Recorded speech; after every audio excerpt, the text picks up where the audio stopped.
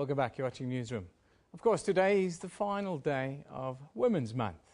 Now, UN Women says training for gender equality is a transformative process that aims to provide knowledge, techniques and tools to develop skills and changes in attitudes as well as behaviours. Now, it's a continuous and long-term process that requires political will and commitment of all parties in order to create inclusive societies that recognise the need to promote gender equality. Now, to talk a little bit more about the advancement of gender equality and women's empowerment, we are joined in studio by Dr. Amaleya Goneos-Malka, who is a postdoctoral research fellow at the University of Pretoria. Very good morning to you. Thank you for joining us. Good morning. I think that was a very interesting introduction when they're talking about the long-term effects and transformative process. On average, it's estimated that it's going to take until the year 2133. So in other words, another 117 years for women to catch up to men in terms of the equality. That's simply too long. So what you're telling me is we're at the end of Women's Month and these kinds of things don't work. Not that they don't work, that it is a long process, and that's the evidence. But what we have to look at doing is how that we can speed up that process with various interventions. So that's, as we've come to the end of Women's Month, I think it's important of, well, where to from now. Yeah.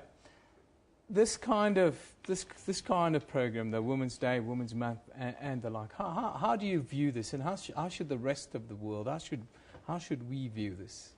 Well, I think from a South African point of view, we celebrate Women's Month in the month of August, and it gives a point of reflection for everybody to think back to how things were, to think back to where we are now and monitor the progress. But ultimately, at the end of the day, it's, well, what do we need to do now in terms of moving forwards? So education is absolutely a critical component within that context. You're talking education, it's within the contents of the self-development that we were talking about, that we are talking about just now, and I suppose mentorship ties in with that. Totally, and from an education point of view, look at how from a jobs perspective, we know that there is a consistent collaboration between the level of education that one has and the type of position that they can get. So from a woman's point of view, going back through to primary and secondary education, it's on a 50-50 level. Yeah. But when you actually go into undergraduate studies, women, according to some statistics in 2014, they are more qualified than men. So we've got a ratio of 57% women at undergraduate level versus 43% men. Yeah. So women realize that they need to be educated, that part of their education is going to help them advance, attain higher skills. And if you look at the way that the work dynamic is changing, we've evolved from a manufacturing society through towards a services society, and that requires cognitive thinking and to apply to that type of subject matter. At the beginning of the month, when it was Women's Day, you were here and we spoke about that glass ceiling that exists within corporate structures, and how do we get to break through those structures. I think the most important one probably within that link is equal pay for equal work. We can't wait 117 years for that. No, and quite frankly, I don't think women will wait 117 years for that to happen. But the reality is that unfair pay practices perpetuate socioeconomic disparities. And part of the onus is being able to accommodate the various requirements from women. But it really does depend on the organization themselves. So there are sort of 5 key areas where organizations consciously have to look at what they're doing. So one would be in terms of analyzing the differences in terms of how they're paying their workforce. A second component would be in terms of looking at deciding and determining what equal value is. The third would be creating a fair reward system. The fourth is about supporting flexibility. And the fifth is about promoting pay transparency. And for women in those organizations, it's about pushing through and negotiating. And also yielding to what our legislation is. We've had a revision in terms of the Employment Equity Act, which clearly states equal pay for work of equal value. Do we have big business on side, though? I think that there are some big businesses that are on side. And I'll give, not really from a business point of view, but it's an entity nonetheless. From a public sector point of view, they are firmly in the process of equal pay for work of equal value according to your level of work, your within their ranking systems. And interestingly, in the academic sector as well, so UNISA, I had a conversation there with one of the professors, and she said that they're absolutely on par, but it has to come through from the organization.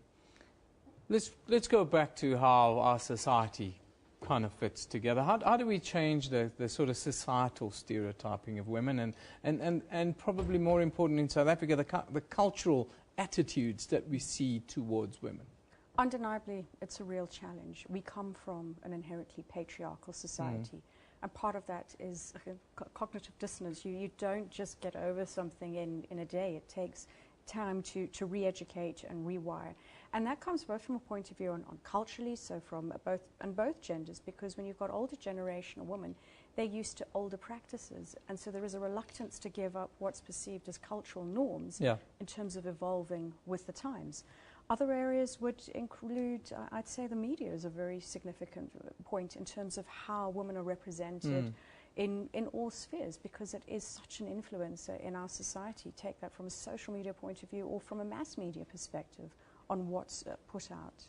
With all of this in mind and the education that we're talking about, the mentorship, the self-development and so forth, the most important, I suppose, cog in the wheel of the change would still be economic empowerment in the workplace, wouldn't it be?